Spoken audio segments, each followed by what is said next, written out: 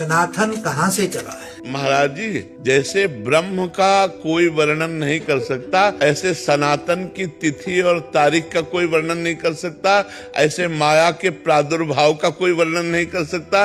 ये अनिर्वचनीय है, अनिर्वचनीय है। जैसे सृष्टि कब से हुई, आज तक कहीं वेदों में, शास्त्रों में, पुराणों में संतों ने कभी नहीं कहा। ये माया कब रची गई, कोई तिथि का निर्णय नहीं है। ऐसे ही हमारा सनातन शाश्वत है, सनातन शाश्वत है और वो ब्रह्म स्वरूप है। सनातन ब्रह्म है, सनातन वेद है, सनातन पृथ्वी है, सनातन आकाश है, सनातन वायु है, सनातन अग्नि है, सनातन चराचर को व्याप्त किए हुए। इसलिए इसकी कोई तिथि तारीख नहीं है, आज तक कहीं लिखित नहीं है, आज तक सनातन की कोई लिखित नहीं, और सब सनातनी है जी।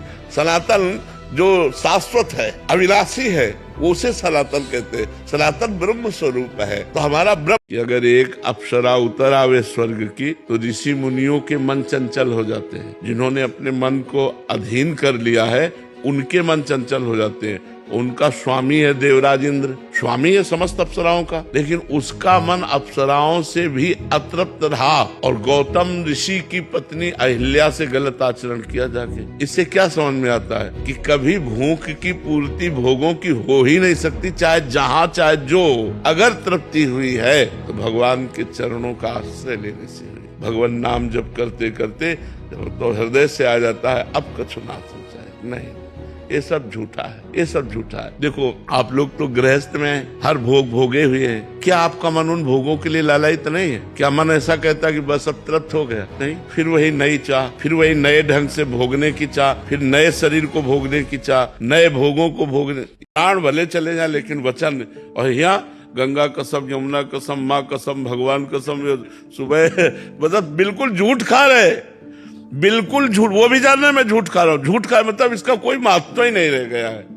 सत्य का बोलने का महत्व ही नहीं रह गया। झूठ तो मतलब हमें लगता है कि कुछ ही % ऐसे होंगे जो थोड़ा बोलने में सत्य का प्रयोग करते हैं, झूठ से बचते हैं। नहीं, लगभग झूठ तो चल पड़ा है, नहीं चल पड़ा है। झूठ तो बिल्कुल मतलब लगभग चल पड़ा है। हेलो हेलो, कहाँ हो? हम मिलना चाहते हैं।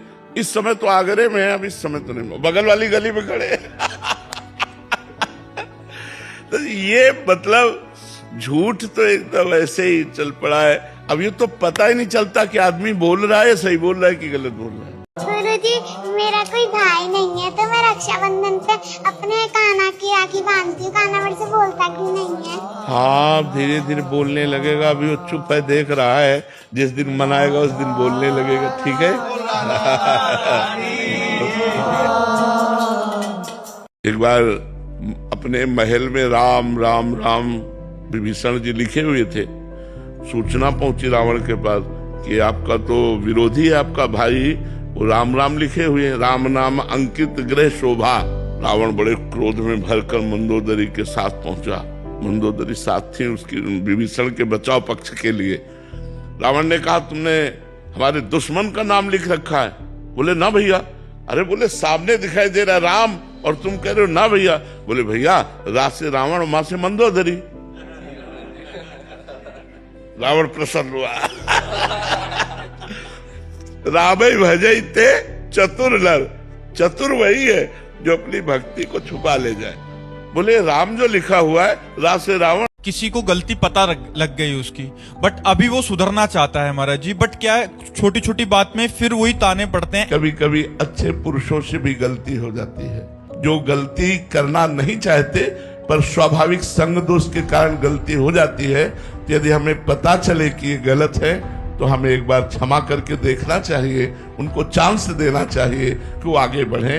हमें बार बार उनको कोसना नहीं चाहिए, बार बार उन्हें हमें सताना नहीं चाहिए, अंदर टॉर्चर नहीं करना चाहिए। हमें एक बार चांस देना चाहिए। और सही पूछो तो हम जिससे कह रहे हैं कि चांस देना चाहिए, जब आपने अपने को चांस दिया तो दूसरे को भी चांस दीजिए। हम सामूहिक रूप से कहते हैं, कोई ऐसा नहीं बैठा जिससे गलती ना हुई हो, हम सबसे गलती होती है, लेकिन गलती हम अपनी गलती को तो क्षमा कर देते हैं, दूसरे की गलती को क्षमा नहीं करते। तो जैसे हमने अपने आप को क्षमा किया, ऐसे हम दूसरों को क्षमा करें और आगे बढ़े। राधा राधा राधा राधा, हम तो छाती, देखो तुम अगर प्राण समर्पित किए हमारे राष्ट्र के लिए, तुम्हें अपना जीवन, अपनी तपस्या, अपने प्राण आपके लिए समर्पित किए हुए हैं। हम अंदर से आशीर्वाद देते हैं अपने समस्त भारत सैनिकों को, स्वस्थ रहे, परिवार से सुखी रहे और शुद्ध बुद्धि होकर हमारे राष्ट्र की सेवा करें। आप चिंता ना करो, हमारे भारत के ऋषि मुनियों का प्रताप अभी कोई अस्त नहीं हो गया है। हम दोनों सैनिक हैं, हम दोनों भारत की रक्षा कर रहे हैं।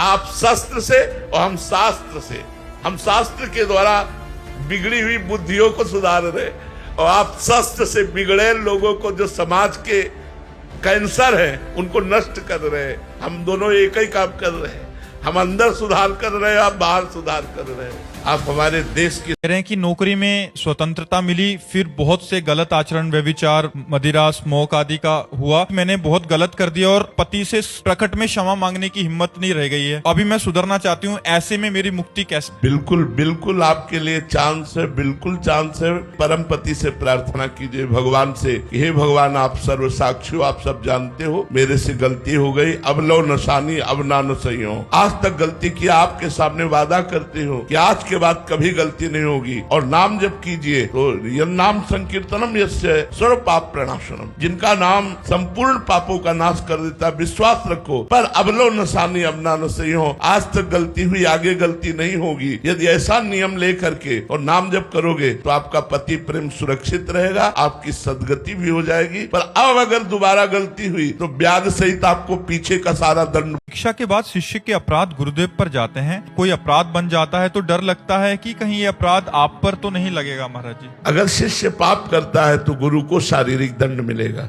शारीरिक भोग उसको भोगेगा। शिष्य को चाहिए कि या तो दीक्षा ही ना ले, और जब दीक्षा ले ले तो इतना तो सोच ले कि कृपालु गुरुदेव ने मुझे नाम और मंत्र दिया है, मैं क्या उनको दुख और दर्द भेंट करूं? ऐसे तो महाराज जी हम सब तो अपराधी जीव हैं महाराज जी, आपके तो हजारों शिष्य हैं महाराज जी। तो भोग तो रहे हैं ना, सबका कल्याण हो, सबका मंगल हो, इसलिए हर परिस्थिति में लगे हुए हैं। तो ये जरूर है कि हम प्रार्थना करेंगे कि या तो शिष्य ही मत बनो, और यदि बनो तो अच्छे आचरण करो। देखो भूल चूक हो जाने के लिए कोई बात नहीं है, लेकिन जानबूझकर पाप करोगे तो आपको भी दंड मिलेगा और हमको भी भोगना पड़ेगा, ये पक्की बात है। महाराज जी ये संविधान तो बहुत खतरनाक सर। मेरे को क्या फर्क पड़ता। शिव जी की भक्त हूँ, विरागी हैं महाराज जी वे। अगर मैं उनसे अच्छा घर, गाड़ी और पैसे कमाने की इच्छा रखती हूँ तो मैं गलत तो नहीं कर रही महाराज जी? रावण को लंका किसने दी थी? बैरागी ही ले तो दी थी। अरे आप चिता भस्मा लेपो गरल बसलम दिक्पट धरो जटाधारी कंठे भुजगपतिहारी पशुपति, लेकिन उनके मित्र है कुबेर, जो चरण सेवक है। भगवान शंकर का सख्य भाव स्वीकार करते हैं कुबेर, तो त्रिभुवन का धनी बना दिया।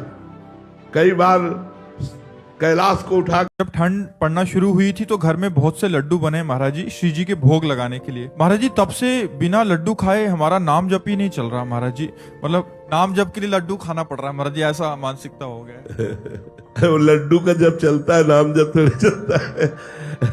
अगर जैसे कोई कि बिना मुक्त वस्तु का सेवन किए हमारा भजन नहीं होता, हमें तो ये आवश्यक है, हम तो वो उस वस्तु का भजन है, भगवान का भजन नहीं। भगवान के भजन के लिए जो प्रारब्धानुसार मिल जाए, कभी घी घना, कभी मुट्ठी भर चना, कभी वो भी न बना, लेकिन भजन निरंतर चले। लड्डू से भजन, ऐसा आज तक हमने सिद्धांत नहीं सुना। अरे भैया लड्डू, पेड़ा, रसगुल्ला ये सब वासना की उत्पत्ति करते हैं, उपासना की उत्पत्ति नहीं करते।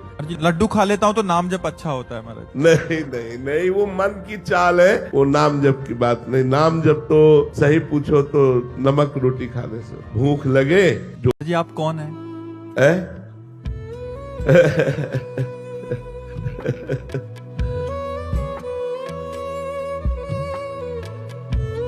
इस उत्तर का खोज करे तो मौन ही निकलता है और कुछ निकलता ही नहीं है, मौन। हाँ, प्रकट में वचन के द्वारा हम ये कह सकते हैं हम राधा दासी हैं। इस पांच भौतिक प्राकृतिक वाणी की सामर्थ्य नहीं, जो हमारे स्वरूप का वर्णन कर सके। तो माया का पर्दा लगा हुआ है हमारे आसपास। आपको एक पुरुष दिखाई देगा, आपको एक संत दिखाई देगा, लेकिन हम जो है वो नहीं देख पाओगे। पर्दा लगा त्रिगुणात्मिका माया का, और वो पर्दा जो हटेगा तो उसी के सामने हटेगा जो उतनी योग्यता भजन के द्वारा प्राप्त की है, और वो हटाना चाहे पर वो बेपरद आना चाहे, तब वो दर्शन हो जाते हैं कि हमारे गुरुदेव क्या है। एक बार एक बच्चे ने पेंसिल चुराई, पेंसिल, और माँ से बोला माँ पेंसिल चुरा के लाया हूँ। तो उसने कहा शाबाश, लिखने के काम आएगा। वही चलकर सुल्ताना डाकू हुआ। सुल्ताना डाकू का चरित्र दिखाया था, और जब उसको अंग्रेजों ने फांसी देने की बात कही तो पूछा तुम्हारी आखिरी इच्छा क्या है? तो उसने कहा मुझे मेरी माँ से मिला दो। उन्होंने सोचा मात्र प्रेम के कारण। जब माँ मिली तो दांत से नाक काट लिया। तो अंग्रेजों ने पूछा ऐसा क्यों किया? बोले अगर पेंसिल पहली बार चुराई थी और ये थप्पड़ मार देती तो आज मैं फांसी पे न चढ़ता। जिसने कहा बहुत अच्छा। तो मैंने समझा अच्छा कार्य है, तो मैं चोरी करने लगा। आज सुल्ताना डाकू हुआ, इतना बड़ा डाकू की फांसी की सजा मिल रही, उसका मूल कारण मेरी माँ है। तो अगर माता पिता बच्चे को शासन नहीं करने देते तो वो अपने बच्चे के भविष्य को बिगाड़ रहे हैं, पक्की बात। आप जिससे प्यार करते हो और वो किसी और से प्यार करने लगे, क्या करोगे आप? आशीर्वाद दोगे आप उससे द्वेष करने लगेंगे, आप नफरत करने लगेंगे। वही प्रेम, ये प्रेम है।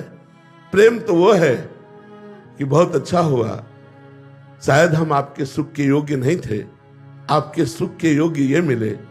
मैं जीवन भर आपको आशीर्वाद देता रहूंगा, कभी बाधा नहीं बनूंगा, तुम दोनों सुखी रहो। ये यहां से प्रेम की शुरुआत। इस प्रेम की दम है, अगर वो है तो वो भगवान से जुड़ा हुआ चित्त होगा, तभी ये हो सकता है, नहीं ऐसा नहीं हो सकता। संसार का ये रीति है। Well, that's just absolutely fascinating. A truly remarkable observation that makes you rethink everything. It is truly mind blown.